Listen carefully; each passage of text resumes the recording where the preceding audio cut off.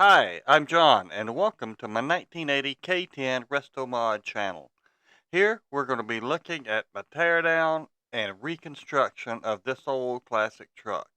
This project has been a dream of mine for a long time and is now coming to fruition. I hope you will join me in this journey, and maybe we'll both learn something together. Thanks, and enjoy the ride. In this episode, disassembly of the SM465 transmission. And yes, here it is, the dirty, nasty transmission that came out of my K10. So far, I've just managed to drain the oil, which there was not much in it, and fashion this little support block out of wood to help hold it. First, we'll remove the top cover. And the reason why is we got to replace this main shaft here. Sorry about the cat hair. My cat likes rubbing up against this for some unknown reason. But the splines are worn, as you can see, so we'll be replacing the main shaft. In addition, we'll be replacing bearings, seals, the reverse gear, and some synchros most likely. So let's get started. All right, so the first step is to get the transmission in reverse, or almost reverse. You do so by moving the detent towards the front of the transmission. We'll do that using just a long, heavy-duty flathead screwdriver to press the detent and push down or toward the rear. That will move the detent up towards the front of the transmission, as you see here. All right, so now we're going to use an air tool and remove the top cover. Got 8 bolts. We'll pull those off and use the screwdriver to gently pry the lid loose. All right, so now that you've got it loose, you just simply make sure that you're not quite in reverse, kind of halfway in, and the cover will lift right off. So now we got the top cover off. We can look at the gears, looking at fourth, third to fourth synchros, third gear, second gear. They all look pretty good. So we're not going to worry too much about them until we tear into it a little bit more. Again, the main reason for this rebuild is because of this input or output shaft here. The splines are really boogered up, worn really badly. So we'll be hopping over to the next part of the teardown coming up here in a minute. So we wanted to give you a shot of the splines and the lock nut that holds everything on the output side of this transmission. So here's that shot, just so you can see the wear on the splines. The nut comes off easily. Just use a flathead screwdriver, and I use a hammer because it was kind of tough to get in underneath the tang. Once you get that loosened up, the nut comes off really easily. Then unscrew the nut.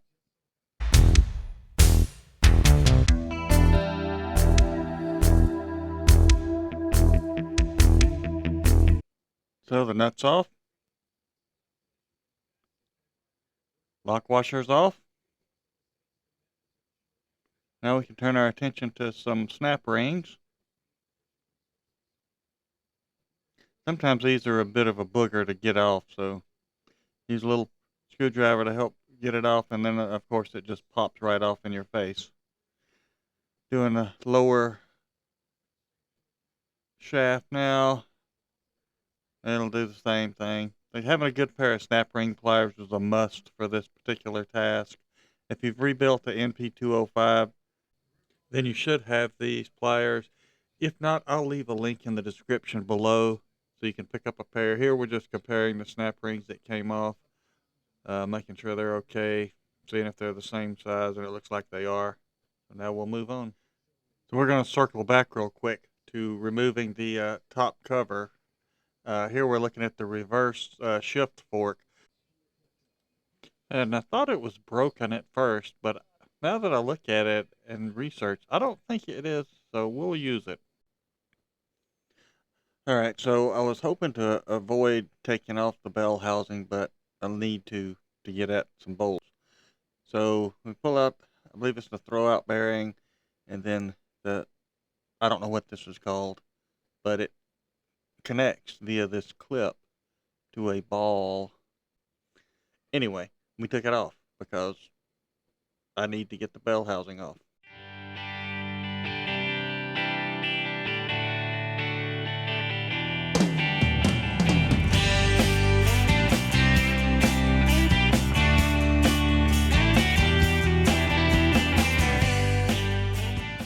Alright, so we're going to remove the bell housing here in a minute, but I got sidetracked as I often do and wanted to take out the rear bearing, and so we did. I used the bearing separator. I'll show it here in a bit. And we got the thrust washer off and the main shaft bearing using this handy device right here. I think this is a Harbor Freight special item too. It comes in really handy and it worked well. And here you can see how I managed to get it into the snap ring groove and use the slide hammer to pull it out.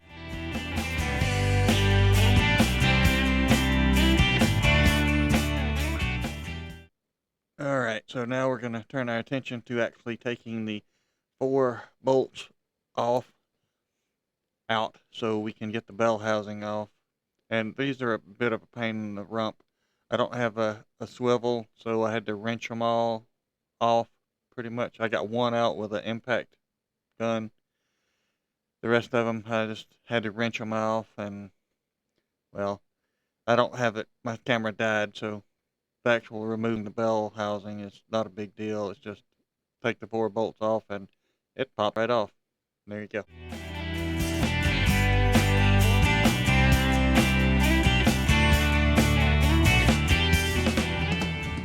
Alright, so we skipped over a couple of things. I actually got the bell housing cover off, as you can see, and now we'll turn our attention to this. So according to the diagram I have, this unit that we're taking off is called the main drive retainer. Main drive retainer. I couldn't find a video of how this actually comes off. Basically, once you get the screws, or bolts rather, off, I think there was 4 of them. I don't remember and I can't see it from here. But this cover, I beat on it and I didn't really have to. I just took a knife and went around where somebody had put a bunch of sealant on it and loosened that up with a knife, and then took a screwdriver and slid underneath or into it as best I could, and it popped right off. So anyway, there you go. That's how it came off, and just like you see here. And then you just pull it right off, and then you can get access to another set of snap rings and bearing.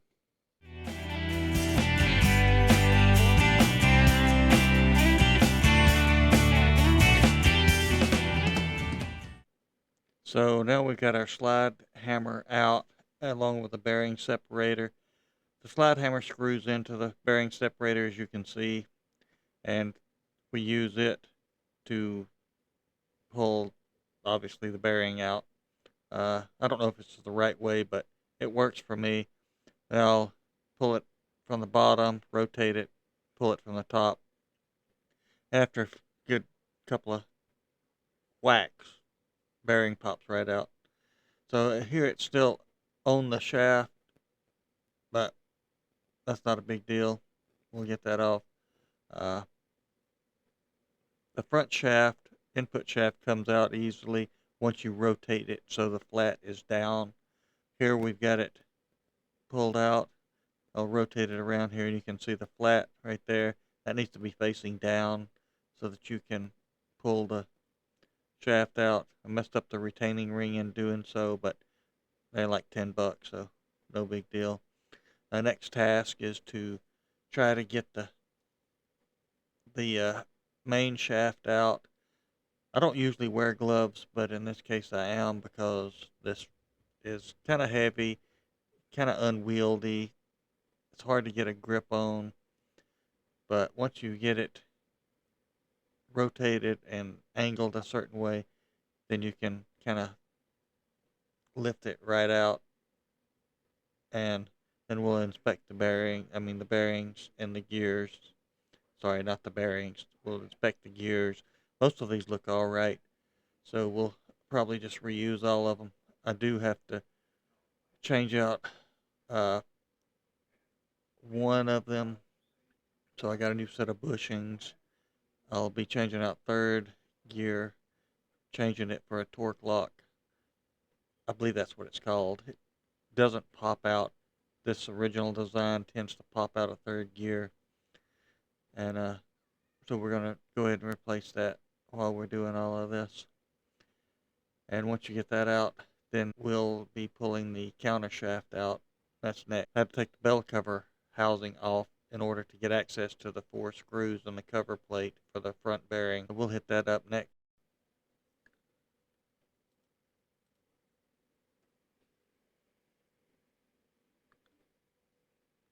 Alright, so now we are turning our attention to the 4 screws for the main front bearing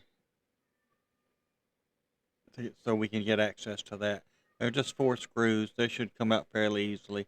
I got distracted as usual, so now we're back to pulling off the rear counter shaft bearing.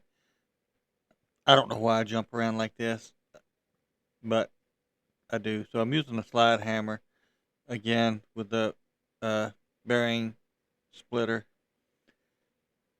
fitting it into the grooves, and then just using the slide hammer action to pull the bearing out, and it comes out easily, so no big deal there. So I'm gonna play a little bit of music, and you can enjoy my yanking out this bearing.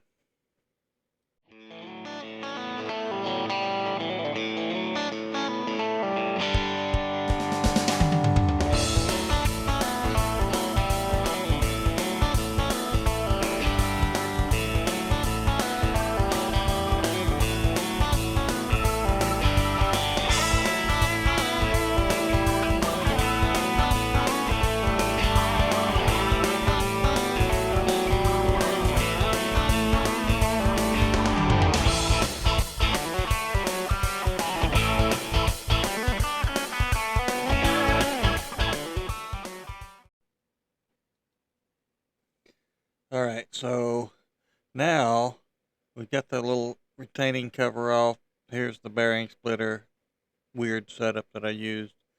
But we're turning our attention to the front main or counter shaft bearing. Here I had to do a little bit of improvisation.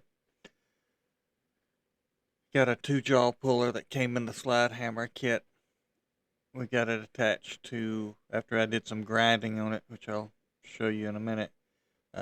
Use our impact wrench, and obviously the first thing we do is go the wrong way because we're dummy. And so now we got to reset and start over. No big deal. Righty tighty, lefty loosey, right? Anyway, so I'm using a little socket extension, ratchet extension here. And a couple of good turns with the impact wrench, and voila, it just pops right out. It does go flying a little bit, but you know, that was kind of exciting. But anyway, it's out. And that was the whole purpose. I mean, the bearing itself was okay. No real issues there, but I'm going through this. I've got it out. I might as well go ahead and replace everything, right? And the new bearings come with it. How all this goes back together, I have no idea, but we'll see. So this is the modification I had to do. So this is an original jaw that came with a puller. And it's too wide to fit into the bearing space. I don't know what it's called. So I had to take and use my grinder to put a little taper on the jaws and to narrow them so that the puller would fit into it. Once you did that, no big deal. It's still quite serviceable. Again, the bearing's okay, but we got the transmission out. Might as well just go ahead and replace everything now while you can. Alright, so we got most everything out except for the reverse gear and the shaft that it rides on. It's easy to take out. You just use, in this case, I'm using a piece of hexagonal aluminum, little aluminum rod, and we'll force this out through the back of the transmission housing. Just angle it in there and tap it with a hammer, and it will pretty much slide right out. Should. I mean, sometimes they get kind of gummed up, but here we'll just show you how I did it. Get it aligned, and a couple of taps with a hammer, and voila, as they say, it'll slide right out. There's the shaft, and the reverse gear. We'll be replacing this because there's a little bit of wear on it. Not horrible, not chewed up too bad, but while we get it out, you might as well replace it now rather than taking this heavy ass transmission out later on. So there you go. That completes the disassembly.